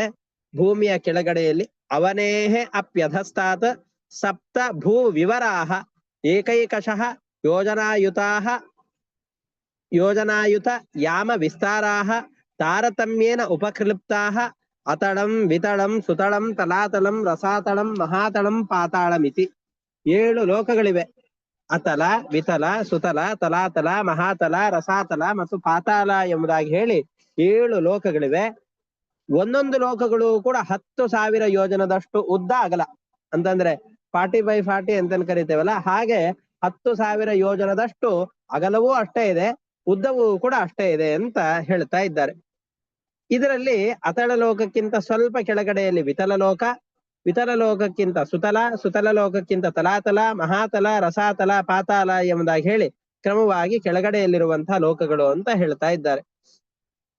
ಇದರಲ್ಲಿ ನಾವು ಕೆಲವೊಂದಿಷ್ಟು ಯೋಚನೆ ಮಾಡ್ತಾ ಇರ್ತೇವೆ, ಈ ಕೆಳಗಡೆ ಲೋಕದಲ್ಲಿರುವಂತಹ ಜನರು ಬರೀ ದುಃಖಗಳನ್ನೇ ಅನುಭವಿಸ್ತಾ ಇರ್ತಾರೆ ಅಂತ. ನಾವು ನೆನಪಿನಲ್ಲಿ ಇಟ್ಕೊಳ್ಬೇಕಾದ ಅಂಶ ಏನು ಅಂತಂದ್ರೆ, ಇವುಗಳನ್ನ ನರಕ ಅಂತ ಕರೆಯೋದಿಲ್ಲ, ನರಕ ಅಲ್ಲ ಇವು. ಇವು ಎಲ್ಲವೂ ಕೂಡ ಲೋಕಗಳೇ. ಹೇಗೆ ಮೇಲ್ಗಡೆಯಲ್ಲಿ ಭುವರ್ಲೋಕ, ಸ್ವರ್ಗಲೋಕ, ಮಹೋಲೋಕ, ಜನೋಲೋಕ, ತಪೋಲೋಕ, ಸತ್ಯಲೋಕ ಅಂತ ಮೇಲ್ಗಡೆಯಲ್ಲಿರುವ ಲೋಕಗಳನ್ನು ವಿವರಣೆ ಕೊಡ್ತೇವೋ, ಅದೇ ರೀತಿಯ ಕೆಳಗಡೆಯಲ್ಲಿರುವಂತಹ ಅನೇಕ ಲೋಕಗಳಿವು. ಈ ಲೋಕಗಳಲ್ಲೂ ಕೂಡ ಬೇಕಾದಷ್ಟು ಸಂಪತ್ತುಗಳಿರತ್ತೆ. ತಾವು ಬಯಸಿದಂತಹ ಎಲ್ಲ ಸುಖ ಭೋಗಗಳನ್ನ ಅನುಭವಿಸುವಂತಹ ಉದ್ಯಾನ, ಕ್ರೀಡಾ ವಿಹಾರ ಸ್ಥಳಗಳಿವೆ. ಆದ್ರೆ ಅಲ್ಲಿ ವಾಸ ಮಾಡೋರು ಕೆಲವೊಂದಿಷ್ಟು ದೈತ್ಯರಿದ್ದಾರೆ, ದಾನವರಿದ್ದಾರೆ, ನಾಗರು ನಿರಂತರವಾಗಿ ಸುಖವಾಗಿ ಇಟ್ಟುಕೊಂಡು ತಮ್ಮ ಹೆಂಡತಿ, ಮಕ್ಕಳು, ಬಾಂಧವರು ಇವರೆಲ್ಲರ ಜೊತೆಯಲ್ಲಿ ವಾಸ ಮಾಡ್ತಾ ಇರ್ತಾರೆ. ಅವರಿಗೆ ಬಹಳ ರುದ್ರದೇವರು, ಬ್ರಹ್ಮದೇವರು ಇವರೆಲ್ಲರನ್ನು ಕೂಡ ತಪಸ್ಸಿನಿಂದ ಒಲಿಸಿಕೊಂಡು ಅವರ ಅನುಗ್ರಹವನ್ನು ಪಡೆದವರು. ಆದ್ರಿಂದಾಗ ಅವರ ಸುಖಕ್ಕೆ ತಡೆಯೇ ಇಲ್ಲ ಅಂತ ಹೇಳ್ತಾ ಇದ್ದಾರೆ. ಏತೇಷು ಹಿ ಬಿಲ ಸ್ವರ್ಗೇಶು ಸ್ವರ್ಗಾದಪಿ ಅಧಿಕ ಸಕಲ ಸಂಪತ್ ಸಮೃದ್ಧಿ ಕಾಮಃ ಭೋಗೈಶ್ವರ್ಯಾನಂದ ವಿಭೂತಿಭಿಃ ಸುಸಮೃದ್ಧ ಭವನ ಉದ್ಯಾನಾಃ ಕ್ರೀಡಾ ವಿಹಾರೇಶು ದೈತ್ಯ ದಾನವ ಕಾದ್ರವೇಯಾಹ. ದೈತ್ಯರು ಅಂತಂದ್ರೆ ದ್ವಿತೀಯ ಮಕ್ಕಳು, ದಾನವರು ಅಂದ್ರೆ ರಾಕ್ಷಸರು, ಕಾದ್ರವೇಯಾಹ ಅಂತಂದ್ರೆ ಕದ್ರು ದೇವಿಯ ಮಕ್ಕಳಾದಂಥವ್ರು ಯಾರಿದ್ದಾರೋ ನಾಗರು, ಅವರು. ಇವರೆಲ್ಲರೂ ಕೂಡ ಬಹಳ ದುಃಖಪಟ್ಟಿರ್ತಾರ? ಇಲ್ಲ, ಸಂತೋಷವಾಗಿರ್ತಾರೆ. ನಿತ್ಯ ಪ್ರಮುದಿತ ಅನುತ್ರ ಅಪತ್ಯ ಬಂಧು ಸುಹೃದ ಅನುಚರಾಹ. ಅಂದ್ರೆ ಇವರೆಲ್ಲರೂ ಕೂಡ ತಮ್ಮ ಸಂಬಂಧಿಗಳ ಜೊತೆಯಲ್ಲಿ ವಾಸವನ್ನು ಮಾಡುವಂತಹ ಸಂದರ್ಭದಲ್ಲಿ ಅವರು ಅಯ್ಯೋ ಹೆಂಡತಿ ಇವ್ರಿಗೆ ಬೇಡದೆ ಇರೋದನ್ನ ಅಂದು ಬೈತಾಳೆ, ಅಥವಾ ಇವ್ರ ಮಕ್ಕಳು ಇವ್ರ ಮಾತನ್ನು ಕೇಳೋದಿಲ್ಲ, ಬಾಂಧವರೆಲ್ಲರೂ ಕೂಡ ದ್ವೇಷ ಮಾಡ್ತಾ ಇದ್ದಾರೆ, ಹಾಗಿದೆಯೋ? ಹಾಗೆಲ್ಲ ಇಲ್ಲ. ಇವರೆಲ್ಲರ ಮಧ್ಯದಲ್ಲಿ ಮನೆಯ ಯಜಮಾನರಾಗಿದ್ದುಕೊಂಡು ವಾಸವನ್ನು ಮಾಡ್ತಾ ಇರ್ತಾರೆ. ಇವರಿಗೆ ವರದ ಬಲ ಇದೆ. ಗೃಹಪತಯ ಈಶ್ವರಾದಪ್ಪಿ ಅಪ್ರತಿಹತ ಕಾಮ ವಿನೋದಾಹ ನಿವಸಂತಿ. ರುದ್ರದೇವರು ಕೂಡ ಇವರ ಸಂತೋಷವನ್ನ, ಇವರ ವೈಭವವನ್ನ ತಡಿಲಿಕ್ಕಾಗೋದಿಲ್ಲ. ಅಂತಹ ವೈಭೋಗಗಳನ್ನ ತಮ್ಮ ವರಬಲದಿಂದಾಗಿ ಇವರೆಲ್ಲರೂ ಕೂಡ ಸಂಪಾದನೆ ಮಾಡಿಕೊಂಡಿದ್ದಾರೆ. ಇದರಲ್ಲಿ ಈ ಪಾತಾಳ ಲೋಕದಲ್ಲಿ ಮಯ ಎಂಬಂತಹ ಅಸುರರ ಶಿಲ್ಪಿ ನಿರ್ಮಾಣ ಮಾಡಿದಂತಹ ದೊಡ್ಡ ಪಟ್ಟಣಗಳೆಲ್ಲ ಇವೆ. ಯಾರು ಈ ಮಯ ಶಿಲ್ಪಿ ಅಂತಂದ್ ಹೇಳಿದ್ರೆ, ನಾವೆಲ್ಲ ಮಹಾಭಾರತದ ಕಥೆಯನ್ನ ಕೇಳಬೇಕಾದ್ರೆ ಕಾಂಡವವನ ಅಂತ ಒಂದು ದೊಡ್ಡದಾದಂತಹ ದೆಹಲಿ ಸಮೀಪದಲ್ಲಿ ಬರುವಂತಹ ಒಂದು ವನ. ಈಗಿನ ದೆಹಲಿ ಅಂತ ಯಾವ್ದನ್ನ ಕರಿತೇವೋ ಹಸ್ತಿನಾವತಿ, ಆ ಹಸ್ತಿನಾವತಿ ಪಕ್ಕದಲ್ಲಿ ಒಂದು ದೊಡ್ಡ ಕಾಡಿತ್ತು. ಆ ಕಾಡನ್ನು ಸುಡಬೇಕು ಅಂತ ಅಗ್ನಿ ಅರ್ಜುನನ ಬಳಿಯಲ್ಲಿ ಪ್ರಾರ್ಥನೆಯನ್ನ ಮಾಡಿದಾಗ ಅರ್ಜುನ ಅವನ ಪ್ರಾರ್ಥನೆಯನ್ನ ಮನ್ನಿಸಿ ಅಲ್ಲಿ ಎಲ್ಲರನ್ನೂ ಕೂಡ ಅವನ ಪ್ರಾರ್ಥನೆಯನ್ನು ಮನ್ನಿಸಿ ಇಡೀ ಕಾಡನ್ನ ಏನ್ ಮಾಡ್ತಾ ಇದ್ದಾನೆ ಅಂತಂದ್ರೆ, ತನ್ನ ಬಾಣಗಳಿಂದ ಗೋಡೆಯನ್ನ ಕಟ್ಟಿ ಆ ಕಾಡಿನಲ್ಲಿರುವಂತಹ ಒಂದೇ ಒಂದು ನರಪಿಳ್ಳೆಯೂ ಕೂಡ ಹೊರಗಡೆ ಹೋಗಬಾರದು. ಆ ರೀತಿಯಾಗಿ ಕೆಳಗಡೆಯಿಂದಾಗಿ ಈ ಅಷ್ಟು ದೊಡ್ಡ ಅದರ ಯೋಜನೆ ಎಷ್ಟು ದೊಡ್ಡದಿತ್ತು ಅಂತ ಹೇಳ್ತಾರೆ, 150 ಕಿಲೋಮೀಟರ್ ಅಷ್ಟು ವಿಸ್ತಾರ, ಉದ್ದ ಅಗಲ ಎರಡೂ ಕೂಡ ಅಷ್ಟೇ ದೊಡ್ಡದು. ಅಷ್ಟು ದೊಡ್ಡದಾದಂತಹ ಗೋಡೆಯನ್ನ ಕಟ್ತಾನೆ. ಹೊರಗಡೆಯಿಂದ ಇರೋದು ಒಳಗಡೆ ಬರಬಾರದು, ಒಳಗಡೆ ಇರುವಂತಹ ಯಾವ ಪ್ರಾಣಿಗಳು ಕೂಡ ಹೊರಗಡೆ ಹೋಗಬಾರದು. ಅದಕ್ಕೆ ಯಾಕೆ ಈ ರೀತಿಯಾಗಿ ಮಾಡ್ದ, ಆ ಪ್ರಾಣಿಗಳನ್ನ ಅಮಾನುಷವಾಗಿ ಯಾಕೆ ಕೊಲ್ತಾ ಇದ್ದಾನೆ, ಈ ಪ್ರಶ್ನೆಗಳಿಗೆಲ್ಲ ಮಹಾಭಾರತದಲ್ಲಿ ವಿಸ್ತಾರವಾದ ವಿವರಣೆ ಇದೆ. ಇರ್ಲಿ, ಈ ಸಂದರ್ಭಕ್ಕೆ ಇಷ್ಟು ಸಾಕು. ಆ ಸಂದರ್ಭದಲ್ಲಿ ಇಂದ್ರ ಜೋರಾಗಿ ಮಳೆಯನ್ನು ಸುರಿಸ್ತಾ ಇದ್ದಾನೆ. ವಸ್ತುತಃ ಅರ್ಜುನನೂ ಇಂದ್ರನ ಅವತಾರವೇ. ಆದರೂ ಆ ಅರ್ಜುನನ ಪರಾಕ್ರಮವನ್ನ ಲೋಕದ ಜನರಿಗೆ ತಿಳಿಸ್ಕೊಡ್ಬೇಕು ಎಂಬಂತಹ ಉದ್ದೇಶದಿಂದ ಇಂದ್ರನು ಕೂಡ ಜೋರಾಗಿ ಮಳೆಯನ್ನು ಸುರಿಸ್ತಾ ಇದ್ದಾನೆ. ಇವನು ಯಾವುದೇ ಪಿಲ್ಲರ್ಗಳಿಲ್ಲದೇನೆ ಬರೀ ಬಾಣಗಳಿಂದಲೇನೆ ದೊಡ್ಡದಾದ ಛಾವಣಿಯನ್ನು ನಿರ್ಮಾಣ ಮಾಡ್ತಾ ಇದ್ದಾನೆ. ಅಷ್ಟು ದೊಡ್ಡದಾದ ಪ್ರದೇಶದಲ್ಲಿ ಕೆಳಗಡೆಯಲ್ಲಿ ಬೆಂಕಿ ಸುರಿತಾ ಇರಬೇಕಾದ್ರೆ ಮೇಲಿನಿಂದ ಒಂದು ತೊಟ್ಟು ನೀರು ಕೆಳಗಡೆಯಲ್ಲಿ ಸೋರದಂತೆ ಮೇಲ್ಗಡೆಯಲ್ಲಿ ಪೂರ್ತಿಯಾಗಿ ಛಾವಣಿಯಂತೆ ಬಾಣಗಳಿಂದಾಗಿ ನಿರ್ಮಾಣ ಮಾಡಿದ್ದಾನೆ. ಅದೇ ರೀತಿಯಾಗಿ ಕಾಂಪೌಂಡಿನ ತರ ದೊಡ್ಡ ಎತ್ತರದ ಬಾಣಗಳ ಗೋಡೆಯನ್ನು ನಿರ್ಮಾಣ ಮಾಡಿದ್ದಾನೆ. ಈ ಸಂದರ್ಭದಲ್ಲಿ ಇಬ್ಬರು ಬದುಕೊಂಡು ಬಿಡ್ತಾರೆ. ಒಂದು ಸರ್ಪ, ಅದರದ್ದು ಕಥೆಯನ್ನು ಇನ್ನೊಮ್ಮೆ ಹೇಳ್ತಾರೆ, ತುಂಬಾ ವಿಸ್ತಾರವಾದದ್ದು. ಒಂದು ಸರ್ಪ ಬದುಕಿ ಉಳಿಯುತ್ತೆ. ಅದರ ಜೊತೆಯಲ್ಲಿ ಮಯ ಎಂಬಂತಹ ಹೆಸರಿನ ಅಸುರ ಅರ್ಜುನನ ಕಾಲಿಗೆ ಬಂದು ಬಿದ್ದು ನನ್ನನ್ನು ರಕ್ಷಣೆ ಮಾಡು, ನಂದೇನು ತಪ್ಪಿಲ್ಲ ಅಂತ ಹೇಳಿದಾಗ ಇವನು ಒಬ್ಬನನ್ನ ಬದುಕಿಸಿ ಬಿಡ್ತಾನೆ. ಕೃಷ್ಣನ ಅನುಮತಿಯನ್ನ ಪಡೆದು ಇವನನ್ನ ಬದುಕಿಸಿ ಕೊಡ್ತಾರೆ. ಆವಾಗ ಕೊನೆಗೆ ನಿನಗೆ ಏನ್ ಬೇಕಪ್ಪ ಕೇಳು ಅಂತ ಪ್ರಾರ್ಥನೆ ಮಾಡಿದಾಗ ಕೃಷ್ಣ ನನಗಲ್ಲ ಅರ್ಜುನನಿಗೋಸ್ಕರವಾಗಿ ಒಂದು ಸಭಾಭವನವನ್ನ ನಿರ್ಮಾಣ ಮಾಡಿಕೊಡು ಅಂತ ಹೇಳ್ತಾನೆ. ಮಯ ಒಂದು ದೊಡ್ಡ ಸಭಾಭವನವನ್ನ ನಿರ್ಮಾಣ ಮಾಡ್ತಾನೆ. ಆ ಸಭಾಭವನದಲ್ಲಿಯೇ ಬಿದ್ದು ದುರ್ಯೋಧನ ನಗೆಪಾಟಿಲಿಗೆ ಈಡಾಗ್ತಾನೆ. ಆ ಕೋಪದಿಂದಾಗಿ ಜೂಜಾಟಕ್ಕೆ ಕರೀತಾನೆ. ಅದರಲ್ಲಿ ಪಾಂಡವರು ಸೋಲ್ಬೇಕಾಗತ್ತೆ. ಮತ್ತೊಮ್ಮೆ ಕರೀತಾನೆ. ಆ ವನವಾಸ ಮತ್ತು ಅಜ್ಞಾತವಾಸವನ್ನು ಅನುಭವಿಸಿ ದೊಡ್ಡ ಯುದ್ಧವೇ ನಡೆಯುತ್ತೆ. ಹಾಗಾದ್ರೆ ಈ ದೊಡ್ಡ ಯುದ್ಧಕ್ಕೆ ಮೂಲಭೂತವಾದಂತಹ ಕಾರಣ ಯಾವುದು ಅಂತಂದ್ ಹೇಳಿದ್ರೆ, ಈ ಮಯ ನಿರ್ಮಾಣ ಮಾಡಿಕೊಟ್ಟಂತಹ ದೊಡ್ಡ ಅರಮನೆ ಒಂದೊಂದು ಕೂಡ ಅದಕ್ಕೆ ಕಾರಣ. ಅದರಲ್ಲಿ ಈ ಮಯ ನಿರ್ಮಾಣ ಮಾಡಿದಂತಹ ದೊಡ್ಡದಾದಂತಹ ಭವನವೂ ಕೂಡ ಅದಕ್ಕೆ ಕಾರಣ. ಅಂತಹ ಮಯನೇ ಮೂಲ ಶಿಲ್ಪಿಯಾಗಿರೋದು ಎಲ್ಲಿ ಅಂತಂದ್ರೆ ಈ ಕೆಳಗಡೆಯಲ್ಲಿರುವಂತಹ ಲೋಕಗಳಿಗೆಲ್ಲ ಲೋಕಗಳಿಗೆ ಅವನು ತನ್ನ ಮಂತ್ರ, ಔಷಧಿ ಇವು ಎಲ್ಲದರ ಬಲದಿಂದಾಗಿ ಪಟ್ಟಣಗಳನ್ನು ನಿರ್ಮಾಣ ಮಾಡಿದ್ದಾನೆ. ಎಂತಹ ವಿಚಿತ್ರವಾದ ಭವನಗಳು ಅಂತಂದ್ ಹೇಳಿದ್ರೆ, ದೊಡ್ಡ ಪ್ರಾಕಾರ ಗೋಪುರಗಳು. ಅವನು ಯಾವ್ದಾದ್ರೂ ಒಂದು ಮಂತ್ರವನ್ನು ಹೇಳಿ ಕಲ್ಲಿಗೆ ಆ ನೀರನ್ನು ಪ್ರೋಕ್ಷಣೆ ಮಾಡಿದ್ರೆ ಕಲ್ಲೆಲ್ಲ ಬಂಗಾರವಾಗಿ ಹೋಗತ್ತೆ. ಯಾವ್ದಾದ್ರೂ ಔಷಧ ವಿಶೇಷಗಳನ್ನ, ಔಷಧ ಅಂತಂದ್ ಹೇಳಿದ್ರೆ ನಾವು ಜ್ವರ ಬಂದಾಗ, ರೋಗ ಬಂದಾಗ ತೆಗೆದುಕೊಳ್ತೇವಲ್ಲ, ಆ ಮಾತ್ರೆ ಔಷಧಗಳು ಅಂತ ಅರ್ಥ ಅಲ್ಲ. ಸಸ್ಯಗಳ ವಿಶೇಷ, ಆ ಸಸ್ಯಗಳ ದ್ರವ ವಿಶೇಷವನ್ನು ತಯಾರು ಮಾಡಿ ಒಂದೆರಡು ತಾಮ್ರಕ್ಕೋ ಹಿತ್ತಾಳೆಗೋ ಅದನ್ನು ಮುಟ್ಟಿಸಿದರೆ ಅದು ಬೆಳ್ಳಿ ಬಂಗಾರವಾಗಿ ಪರಿಣಾಮ ಹೊಂದತ್ತೆ. ಅಂತಹ ತನ್ನ ಮಂತ್ರ ಔಷಧಿಗಳ ಸಾಮರ್ಥ್ಯದಿಂದಾಗಿ ದೊಡ್ಡದಾದಂತಹ ಬಂಗಾರ, ಬೆಳ್ಳಿ, ಮುತ್ತು, ವಜ್ರ, ವೈಢೂರ್ಯ ಇವುಗಳಿಂದಾಗಿ ದೊಡ್ಡ ಸಭಾಭವನವನ್ನ, ದೇವಾಲಯವನ್ನ, ರಾಜಮಾರ್ಗಗಳನ್ನ, ಪ್ರವಾಸಿಗಳು ಬಂದವರೇ ಇಳಿದುಕೊಳ್ಳಿಕ್ಕೆ ಬೇಕಾದಂತಹ ದೊಡ್ಡ ಭವನಗಳನ್ನ, ದೊಡ್ಡ ಉದ್ಯಾನವನಗಳನ್ನ ಇವೆಲ್ಲವನ್ನು ನಿರ್ಮಾಣ ಮಾಡ್ತಾ ಇದ್ದಾರೆ. ಅಂತಹ ಪಟ್ಟಣಗಳಲ್ಲಿ ಇವರೆಲ್ಲರೂ ಕೂಡ ವಾಸ ಮಾಡ್ತಾ ಇರ್ತಾರೆ. ದೇವಲೋಕವು ಕೂಡ ನಾಚಿ ಬಿಡಬೇಕು. ಯಾವ ಕಾಲಕ್ಕೆ ಹೋದರೂ ಕೂಡ, ಈಗ ಚಳಿಗಾಲ ಬಂದಿದೆ, ಯಾವ ಮರವನ್ನು ನೋಡಿದರೂ ಕೂಡ ಎಲೆಗಳೆಲ್ಲ ಉದುರಿ ಹೋಗಿರತ್ತೆ. ಯಾವ ಫಲಗಳನ್ನು ಕೂಡ ಅವು ಕೊಡುವಂತಹ ಸಾಮರ್ಥ್ಯವನ್ನು ಹೊಂದಿರೋದಿಲ್ಲ. ಆದ್ರೆ ಆ ಲೋಕದಲ್ಲಿ ಯಾವ ಕಾಲದಲ್ಲೂ ಕೂಡ ಯಾವ ಹಣ್ಣುಗಳು ಬೇಕು ಅಂತಂದ್ರೂ ಕೂಡ ಆ ಫಲಗಳು, ಪುಷ್ಪಗಳು ಎಲ್ಲವೂ ಏಕಕಾಲದಲ್ಲಿ ನೆರೆದಿರುತ್ತೆ.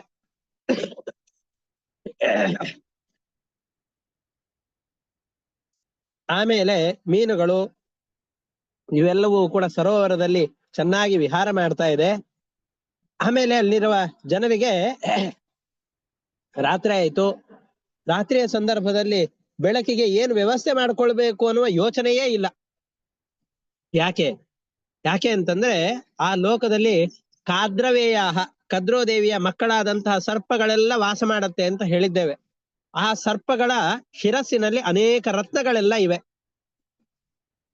ಆ ಹೆಡೆಗಳಲ್ಲಿರುವಂತಹ ಮಣಿಗಳು ರಾತ್ರಿಯಲ್ಲಿ ಬೆಳಗ್ತಾ ಇಡೀ ರಾತ್ರಿಯ ಸಂದರ್ಭದಲ್ಲಿ ಕತ್ತಲಾಗಿದೆ, ನಮಗೇನು ಕಾಣಿಸ್ತಾ ಇಲ್ಲ ಅನ್ನುವಂತಹ ಪ್ರಸಂಗಕ್ಕೆ ಅವಕಾಶವನ್ನೇ ಮಾಡಿಕೊಡದಂತೆ, ಕತ್ತಲು ಆ ಲೋಕದಲ್ಲಿ ಬರದಂತೆ ಅವೆಲ್ಲವೂ ನೋಡಿಕೊಳ್ತಾ ಇವೆ. ಅಲ್ಲಿರುವ ಜನರಿಗೆ ಅಯ್ಯೋ ವಯಸ್ಸಾಯ್ತು, ಡಾಕ್ಟರ್ ಹತ್ರ ಹೋಗ್ಬೇಕು, ಶುಗರ್ ಬಂದಿದೆ, BP ಆಗಿದೆ, ಒಂದಿಷ್ಟು ಔಷಧಗಳನ್ನು ತೆಗೆದುಕೊಳ್ಬೇಕು, ಸ್ವಲ್ಪ ನಡೆದ್ರು ಕೂಡ ಕೈಕಾಲು ನೋವು ಬರುತ್ತೆ, ಕೆಮ್ಮು ನೆಗಡಿ ಇವೆಲ್ಲದರಿಂದ ಬಾಧೆಯಾಗಿದೆ ಅಂತ ಇಲ್ಲವೇ ಇಲ್ಲ. ಯಾಕೆ ಅಂತಂದ್ರೆ ಅವರು ತಮ್ಮ ಸ್ನಾನಕ್ಕೆ ಪಾನಗಳಿಗೆ ಬಳಸುವಂತಹ ನೀರೇನಿದೆಯೋ ಅವೆಲ್ಲ ಔಷಧಿಗಳೇ. ಪರಿಪೂರ್ಣವಾದ ಪರಿಪಕ್ವವಾದಂತಹ ಸರ್ವ ಗಂಧದಿಂದ ಕೂಡಿಕೊಂಡಂತಹ ಸುಮಧುರವಾದಂತಹ ನೀರನ್ನೇ ಅವರು ಎಲ್ಲರೂ ಕೂಡ ತಮ್ಮ ಜೀವನೋಪಾಯಕ್ಕೋಸ್ಕರ ಬಳಸ್ತಾ ಇದ್ದಾರೆ. ಶರೀರದಲ್ಲಿ ಕಾಂತಿ ಹೋಯಿತು, ಶರೀರವೆಲ್ಲವೂ ಕೂಡ ಸುಕ್ಕುಗಡ್ತಾ ಇದೆ, ಬಹಳ ಬಿಸಿಲಿನಲ್ಲಿ ಕೆಲಸ ಮಾಡಿದರೆ ಶರೀರವೆಲ್ಲ ದುರ್ಗಂಧ ಬರ್ತಾ ಇದೆ, ಬೆವರು ಬರ್ತಾ ಇದೆ, ಶ್ರಮವಾಗ್ತಾ ಇದೆ, ನಮಗ್ ಉತ್ಸಾಹವೇ ಇಲ್ಲ, ಬಹಳ ಆಯಾಸವಾಗಿ ಹೋಗಿದೆ ಅನ್ನೋದೇ ಇಲ್ಲ. ವಯೋದೋಷಗಳು ಯಾವುದೂ ಇಲ್ಲ. ಅವರಿಗೆ ಭಗವಂತನ ಚಕ್ರದ ತೇಜಸ್ಸನ್ನು ಹೊರತುಪಡಿಸಿ ಬೇರೆ ಯಾವ್ದ್ರಿಂದಲೂ ಕೂಡ ಅಕಾಲಿಕ ಮರಣ ಅನ್ನುವಂಥದ್ದೇ ಇಲ್ಲ. ಅಲ್ಲಿರುವಂತಹ ಅಸುರ ಸ್ತ್ರೀಯರಾಗ್ಲಿ, ಸಾಮಾನ್ಯ ಸ್ತ್ರೀಯರಾಗ್ಲಿ, ಯಾರೇ ಇರ್ಲಿ, ಅವರಿಗೆ ಯಾವುದೇ ವಿಧವಾದಂತಹ ದೋಷಗಳಿಗೆ ಅವಕಾಶ ಇಲ್ಲ. ಆದರೆ ಪರಮಾತ್ಮನ ಚಕ್ರದಿಂದಾಗಿ ಹೊರಟಂತಹ ತೇಜಸ್ಸು ಬಂತು ಅಂತಂದ್ರೆ ಎಲ್ಲ ದುಷ್ಟರು ಕೂಡ ನಾಶವಾಗಿ ಹೋಗಿ ಬಿಡ್ತಾರೆ ಅಂತ ಆ ಎಲ್ಲ ಲೋಕಗಳ ಸಾಮಾನ್ಯವಾದಂತಹ ವಿವರಣೆಯನ್ನ ಕೊಡ್ತಾ ಇದ್ದಾರೆ. ಅದರಲ್ಲಿ ನಂತರದಲ್ಲಿ ಒಂದೊಂದೇ ಲೋಕಗಳ ವಿವರಣೆಯನ್ನು ಕೊಡ್ತಾ ಹೋಗ್ತಾ ಇದ್ದಾರೆ. ಅತಳ ಲೋಕ, ವಿತಳ ಲೋಕ, ಇದರಲ್ಲೆಲ್ಲ ಏನ್ ಆಗ್ತಾ ಇರತ್ತೆ, ಯಾರ್ಯಾರು ಇರ್ತಾರೆ ಅಂತ ಹೇಳ್ತಾ ಇದ್ದಾರೆ. ಈ ಅತಳ ಲೋಕದಲ್ಲಿ ಮಯ ಎಂಬ ಹೆಸರಿನ ಯಾವ ನಾವು ಶಿಲ್ಪಿಯನ್ನು ಹೇಳಿದವೋ ಅವನ ಮಗನಾದಂತಹ ಬಲ ಎಂಬ ಹೆಸರಿನ ಅಸುರ ವಾಸ ಮಾಡ್ತಾ ಇದ್ದಾನೆ. ಅವನು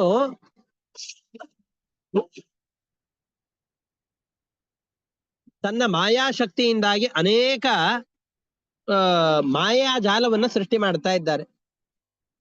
ಆ ಮಾಯೆಯನ್ನ ಬಯಸಿಕೊಂಡು ಆ ದುಷ್ಟರಾದಂತಹ ಜನರೆಲ್ಲರೂ ಕೂಡ ಇತರರನ್ನ ಸಂಮೋಹನ ಮಾಡಿಸಿಕೊಳ್ಳೋದಾಗಿರಬಹುದು, ಇನ್ನೊಬ್ಬರನ್ನ ತಮ್ಮ ವಶಕ್ಕೆ ತೆಗೆದುಕೊಳ್ಳೋದಾಗಿರಬಹುದು, ಈ ಎಲ್ಲ ದುಷ್ಟ ಕಾರ್ಯಗಳನ್ನ ಏನ್ ಮಾಡ್ತಾರೋ ಆ ಎಲ್ಲ ಮಾಯೆಗಳನ್ನ ಸೃಷ್ಟಿ ಮಾಡಿದಂತಹ ವ್ಯಕ್ತಿ ಮಯನ ಮಗನಾದಂತಹ ಬಲ ಎಂಬ ಅಸುರ. ಅವನ ಮುಖದಿಂದಾಗಿ ಅನೇಕ ಜನ ದುಷ್ಟ ಜಾತಿಯ ಸ್ತ್ರೀಯರು ಹುಡ್ತಾ ಇದ್ದಾರೆ. ಅವರನ್ನ 3 ತರ ವಿಭಾಗ ಮಾಡ್ತಾ ಇದ್ದಾರೆ. ಸ್ವೈರಿಣಿ, ಕಾಮಿನಿ ಮತ್ತು ಪುಂಶ್ಚಲಿ ಅಂತ ಅವರ ವಿಭಾಗವನ್ನು ಮಾಡ್ತಾ ಇದ್ದಾರೆ. ಯಾರು ಸ್ವೈರಿಣಿಯರು? ಯಾರನ್ನ ಪುಂಶ್ಚಲಿ ಅಂತ ಕರೀತಾರೆ? ಅದೇ ರೀತಿಯಾಗಿ ಯಾರನ್ನ ಕಾಮಿನಿಯರು ಅಂತ ಕರೀತಾರೆ.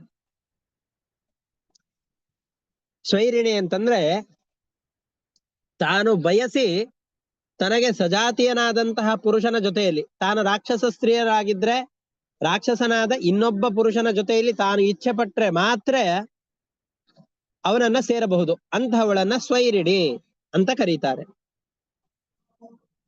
ಕಾಮಿನಿ ಅಂತಂದ್ ಹೇಳಿದ್ರೆ ಯಾರಾದ್ರೂ ಪುರುಷ ಇವಳನ್ನ ಸೇರಬೇಕು ಅಂತ ಬಯಸಿದರೆ ಅವರು ತನ್ನ ಜಾತಿಯವನೇ ಆಗಿರಬಹುದು. ಅಂತಂದ್ರೆ ಇವಳು ರಾಕ್ಷಸಿ ಆಗಿದ್ರೆ ಅವನು ರಾಕ್ಷಸ ಕುಲದವನೇ ಆಗಿರಬಹುದು ಅಥವಾ ಬೇರೆ ಕುಲದವನೇ ಆಗಿರಬಹುದು. ಅವರ ಜೊತೆಯಲ್ಲಿ ಬೆರೆಯುವವರನ್ನ ಕಾಮಿನಿ ಅಂತ ಕರೀತಾರೆ. ಪುಂಶ್ಚಲಿ ಅಂತಂದ್ ಹೇಳಿದ್ರೆ ಅತಿ ಚಂಚಲ ಮನಸ್ಸಿನವಳಾಗಿದ್ದಾರೆ. ಯಾರಾದ್ರೂ ಇವಳ ಬಳಿಯಲ್ಲಿ ಬರಬೇಕು ಅಂತಿಲ್ಲ, ತಾನಾಗಿಯೇ ಪುರುಷರನ್ನ ಕಾಮಿಸಿಕೊಂಡು ಹೋಗಿ ಯಾರು ಸಿಗ್ತಾರೋ ಅವರಲ್ಲಿ ಕಾಮಿಸುವಂತಹ ವ್ಯಕ್ತಿತ್ವ ಉಳ್ಳಂತಹ ಸ್ತ್ರೀಯರನ್ನ ಪುಂಶ್ಚಲಿ ಅಂತ ಕರೀತಾರೆ. ಇಂತಹ 3 ತರದ ದುಷ್ಟರಾದಂತಹ ಸ್ತ್ರೀಯರು ಇವನಿಂದಾಗಿ ಹುಡ್ತಾ ಇದ್ದಾರೆ. ಯಸ್ಯ ಚ ವಿಜೃಂಭಮಾಣಸ್ಯ ಮುಖತಃ ತ್ರಯಃ ಸ್ತ್ರೀಗಣಾಃ ಉದಪದ್ಯಂತ ಸ್ವೈರಿಣ್ಯಃ ಕಾಮಿನ್ಯಃ ಪುಂಸಲ್ಯಃ ಇತಿ. ಇವರು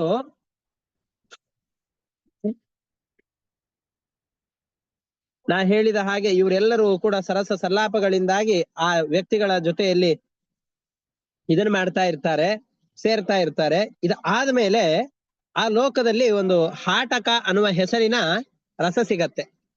ನಾವು ಹಾಟಕ ಅನ್ನುವಂಥದ್ದನ್ನ ಬಂಗಾರಕ್ಕೆ ಇನ್ನೊಂದು ಹೆಸರು ಅಂತ ಕರೀತಾರೆ. ಯಾಕೆ ಅಂತಂದ್ರೆ ಹಳೆಯ ಕಾಲದಲ್ಲಿ ಹಟಕ ಎಂಬಂತಹ ಒಂದು ದೇಶ ಇತ್ತು. ಆ ದೇಶದಲ್ಲಿ ಸಿಗುವಂತಹ ಬಂಗಾರವನ್ನ ಹಾಟಕ ಅಂತ ಕರೀತಾರೆ. ನಾವು ಪ್ಯೂರ್ ಗೋಲ್ಡ್ ಅಂತಂದು ಏನು ಕರಿತೇವೋ ಅಂತಹ ಬಂಗಾರ ಸಿಗುವಂತಹ ಸ್ಥಳ ಆ ಪ್ರದೇಶದಲ್ಲಿ, ಆದ್ದರಿಂದಾಗಿ ಅದನ್ನ ಹಾಟಕ ಅಂತ ಕರೀತಾರೆ.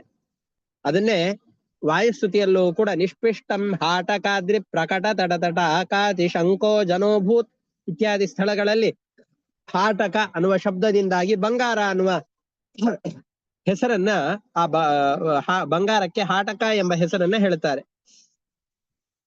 ಅದೇ ದೇಶದಲ್ಲಿ ಹಾಟಕ ಎಂಬ ಹೆಸರಿನ ಒಂದು ಮಧುರವಾದ ದ್ರವ್ಯವೂ ಕೂಡ ಸಿಗತ್ತೆ. ಅದನ್ನ ಸೇವಿಸಿದರು ಅಂತಂದ್ರೆ ಒಂದು ತರ ಡ್ರಗ್ಸ್ ಇದ್ದ ಹಾಗೆ.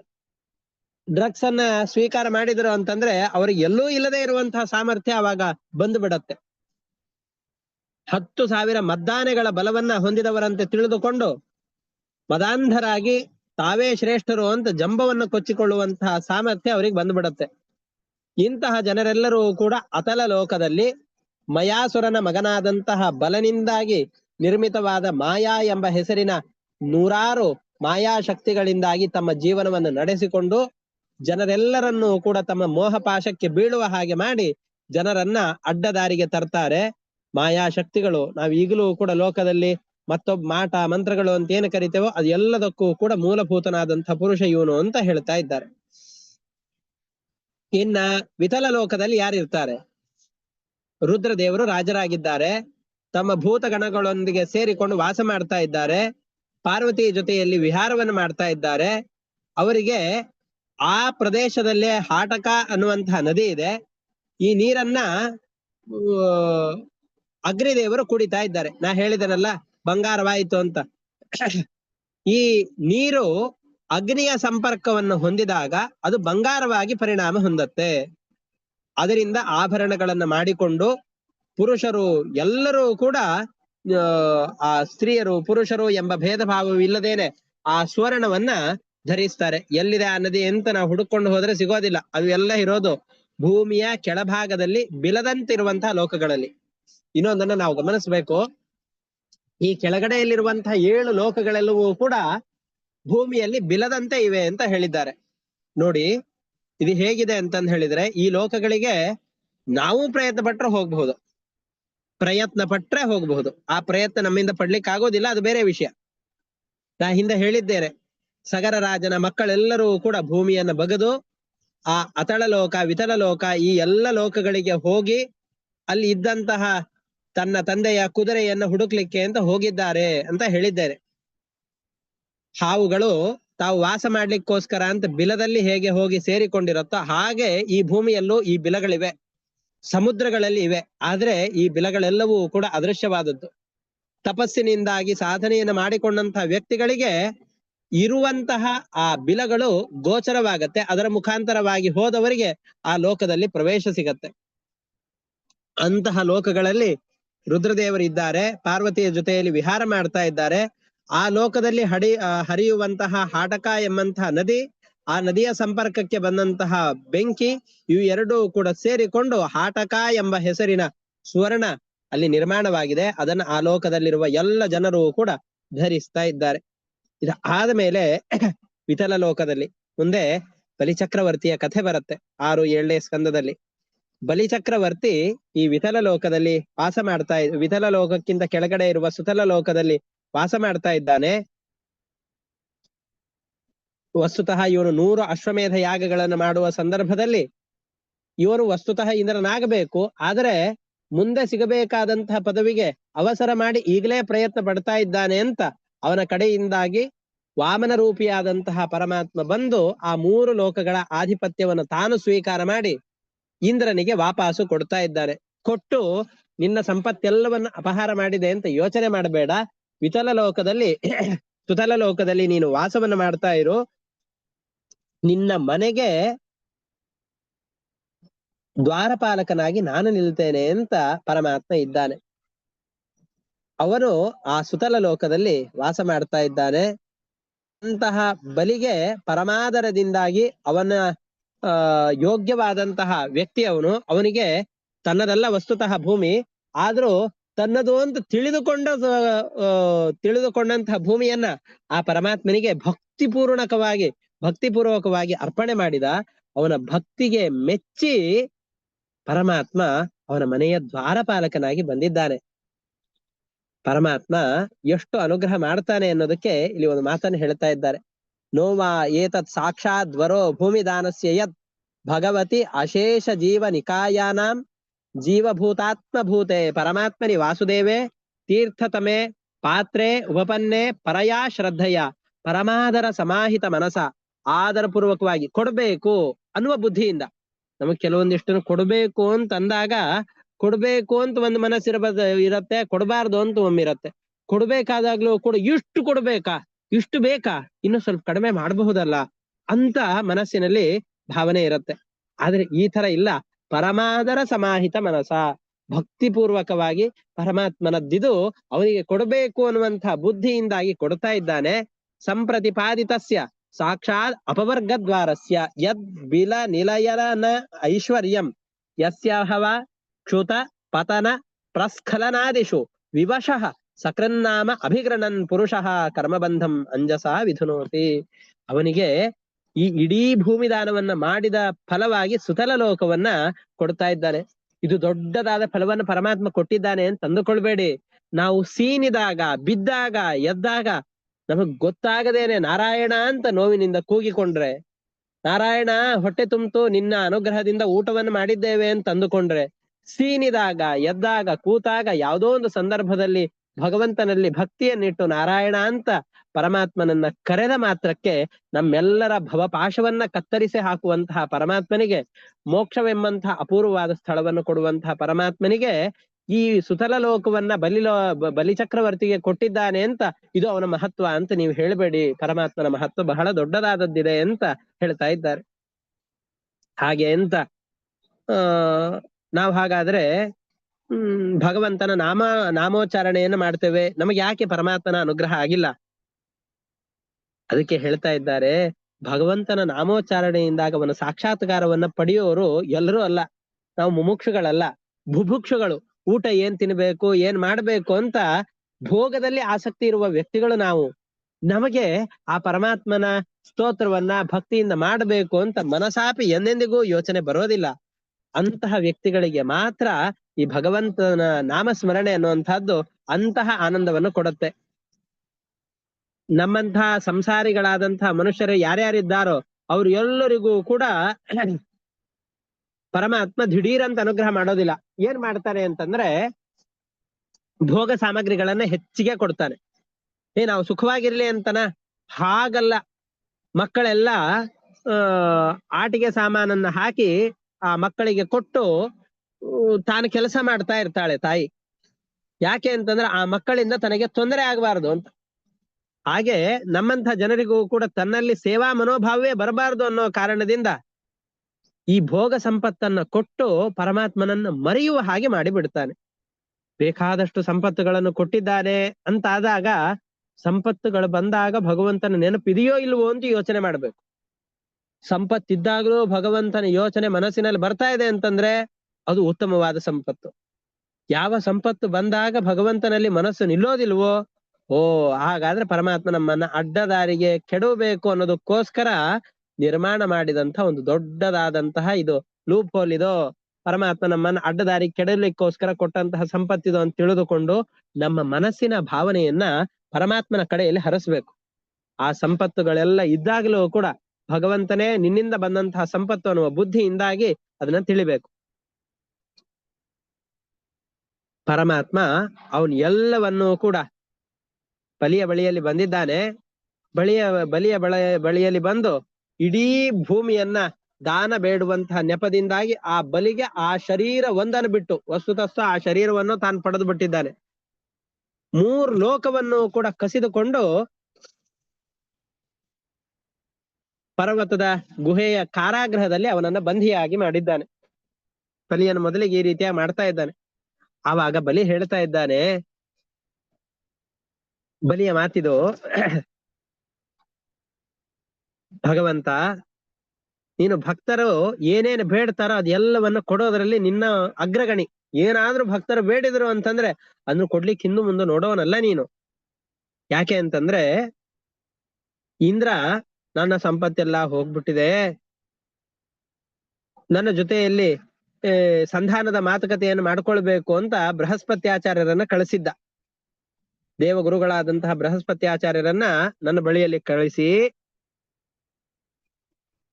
ಬೃಹಸ್ಪತಿಯನ್ನ ಕಳಿಸಿದ್ದ.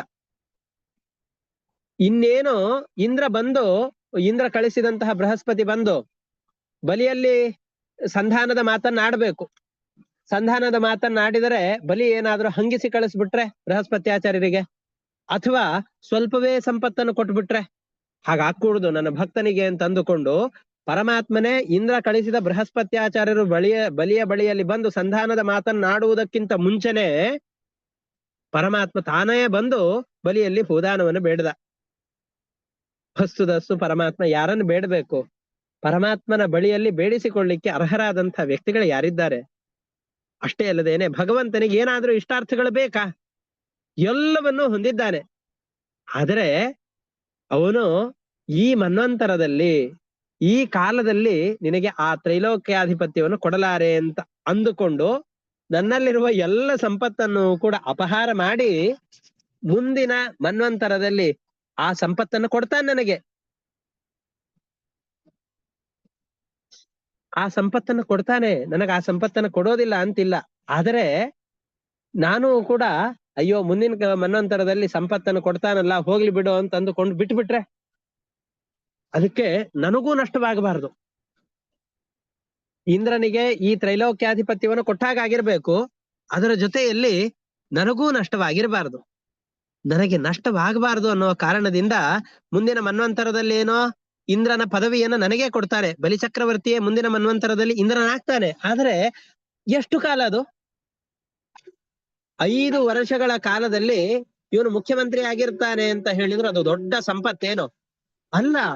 ಅದು ತುಂಬಾ ಅಲ್ಪವಾದ ಕಾಲದ ಸಂಪತ್ತೇ. ನಾವು ಬಹಳ ದೊಡ್ಡ ಕಾಲದ್ದು ಅಂತ ಅನ್ಕೊಂಡಿರ್ತೇವೆ. ನಮಗೆ ಯಾವ ಸಂಪತ್ತು ಬಂದಿದೆಯೋ ಎಲ್ಲಿವರೆಗೂ? ಈ ಶರೀರ ಇರೋವರೆಗೂ ಅಷ್ಟೇ. ಹಾಗಾಗಿ ಬಲಿಗೆ ನಾನು ಇಂದ್ರನ ಪದವಿಯನ್ನು ಕೊಟ್ಟರು ಕೂಡ ಎಷ್ಟು ಕಾಲ ಅಪ್ಪ? ಅದು 1 ಮನ್ವಂತರ ಕಾಲ, ಅಂದ್ರೆ 71 ಚತುರ್ಯುಗಗಳಾಗುವಷ್ಟು ಅಷ್ಟೇ. ಆಮೇಲೆ ಮತ್ತೆ ನನ್ನ ಭಕ್ತನಾದಂತಹ ಬಲಿ ಕಷ್ಟಗಳನ್ನು ಅನುಭವಿಸಬೇಕೇನು? ಬೇಡ. ಹಾಗಾಗಿ ಇವನ ಕಡೆಯಲ್ಲಿ ನಾನು ದಾನವನ್ನ ಸ್ವೀಕಾರ ಮಾಡಿ ನನಗೆ ದಾನವನ್ನು ಕೊಟ್ಟಂತಹ ಫಲವಾಗಿ ಇವನಿಗೆ ಮೋಕ್ಷವನ್ನೇ ಕೊಡ್ಬೇಕು ಅಂತ ನೀನು ಬಂದಿದ್ದಿ ಪರಮಾತ್ಮ, ನನಗೋಸ್ಕರ ಅನುಗ್ರಹ ಮಾಡ್ಲಿಕ್ಕೆ ಅಂತ ಆ ಬಲಿ ಪರಮಾತ್ಮನನ್ನ ಪ್ರಾರ್ಥನೆ ಮಾಡ್ತಾ ಇದ್ದಾನೆ. ಇದೇ ರೀತಿಯಾಗಿ ಮುಂದೆ ಅನೇಕ ವಿಷಯಗಳನ್ನ ಆ ಬಲಿ ಚಕ್ರವರ್ತಿ ಹೇಳ್ತಾನೆ. ಆ ಎಲ್ಲ ಮಾತುಗಳನ್ನ ಮುಂದೆ ನೋಡೋಣ. ಆಮೇಲೆ ಉಳಿದ ಲೋಕಗಳ ವಿವರಣೆಯನ್ನು ಕೊಡ್ತಾರೆ. ಆ ನಂತರದಲ್ಲಿ ಬ್ರಹ್ಮಾಂಡದ ವಿವರಣೆ ಮುಗಿಯತ್ತೆ. ಮತ್ತೆ ಪರೀಕ್ಷಿತ ರಾಜನ ಪ್ರಶ್ನೆ ಪ್ರಾರಂಭವಾಗತ್ತೆ. ನಂತರದಲ್ಲಿ ಮತ್ತೆ ಈ ರಾಜ ಮಹಾರಾಜರ ಕಥೆಗಳನ್ನ, ದಿವ್ಯವಾದ ಕಥೆಗಳನ್ನ ನಿರೂಪಣೆ ಮಾಡ್ತಾರೆ. ಅದೆಲ್ಲವನ್ನು ಕೂಡ ಮುಂದಿನ ಪಾಠದಲ್ಲಿ ನೋಡೋಣ ಅಂತ ಹೇಳ್ತಾ ಇವತ್ತಿನ ಪಾಠವನ್ನು ಇಷ್ಟಕ್ಕೆ ಮುಕ್ತಾಯ ಮಾಡ್ತಾ ಇದ್ದೇನೆ. ಹರಯೇ ನಮಃ. ಶ್ರೀಕೃಷ್ಣಾರ್ಪಣಮಸ್ತು. ಅನೇನ ಭಾವಿ ಯತ್ ಪುಣ್ಯಂ ತೇನ ಪ್ರೀಣಾತು ಕೇಶವಃ. ಶ್ರೀಕೃಷ್ಣಾರ್ಪಣಮಸ್ತು. ನಮಸ್ಕಾರ ಆಚಾರ್ಯ, ಧನ್ಯವಾದ. ನಮಸ್ಕಾರ.